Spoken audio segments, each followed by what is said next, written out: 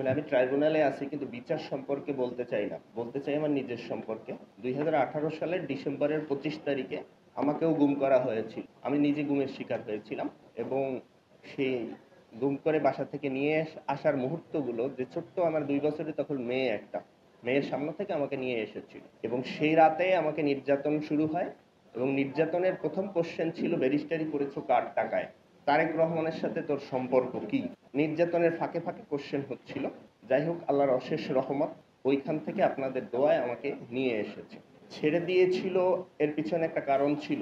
পুলিশের যেই ইউনিটটা আমাকে গুম করেছিল ওই ইউনিটের প্রধান আমার সাথে ব্যারিস্টারি পড়তো, ব্রিজলো পড়তো।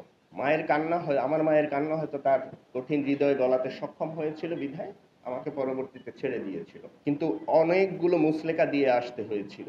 আমি এগুলো মেনটেন করতাম, কিন্তু ২৪-এর আন্দোলন যখন শুরু হলো তখন ওগুলো মেনটেন করিনি বিধায় আমাকে ২ দিন আমার চেম্বারে গিয়েছিল ধরতে, কিন্তু আমি চেম্বার তখন করতাম না। এরপরে তারা নিয়েছিল আমাকে বাসায় যাবে, কিন্তু আল্লাহর আরও একটা রহমত, আপনারা দেখেছেন যে ২৪-এর আন্দোলনে একটা নিউজ ভাইরাল হয়েছিল যে ব্যারিস্টার মইনুলের বাসায় পুলিশ, মৃত্যু সনদ দেখে বিদায়। আসলে যেই এই মইনুল মনে করে ওই মইনুলের বাসায় চলে গিয়েছিল, যিনি কিছুদিন আগে পৃথিবী থেকে চলে গেছেন। পরবর্তীতে আন্দোলন এমন বেগবান ছিল যে পরে আর আমার বাসায় যাওয়ার আর তাদের সময় হয়নি। এর চাইতে বড় যাই হোক, যে কথা বলতেছিলাম যে এই গুমের সাথে ঘুম শব্দটার একটা সম্পর্ক আছে। কি সম্পর্ক?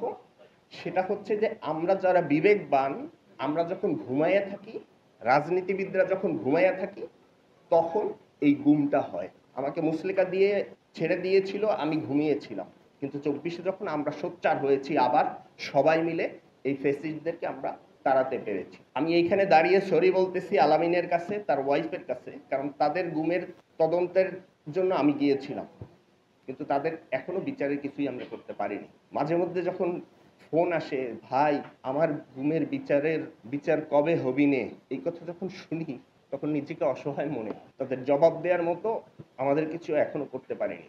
আমি ধন্যবাদ জানাচ্ছি গুম কমিশনকে যে তারা অনেক ভালো কাজ করতেছে।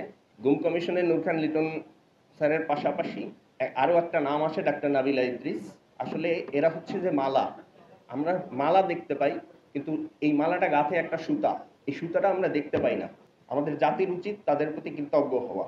We are very grateful to Huma Khan. She is helping so much to Gum Commission and as well as our tribunal. So আমাদের উচিত হবে, যে কথা বলতেছিলাম, যে আমাদের উচিত হবে সোচ্চার হওয়া। যেখানেই দেখব অন্যায় সেখানেই প্রতিবাদ করতে হবে। এটা যদি না হয় তাহলে আবার গুমের সংস্কৃতি আসবে বলে আমি মনে করি।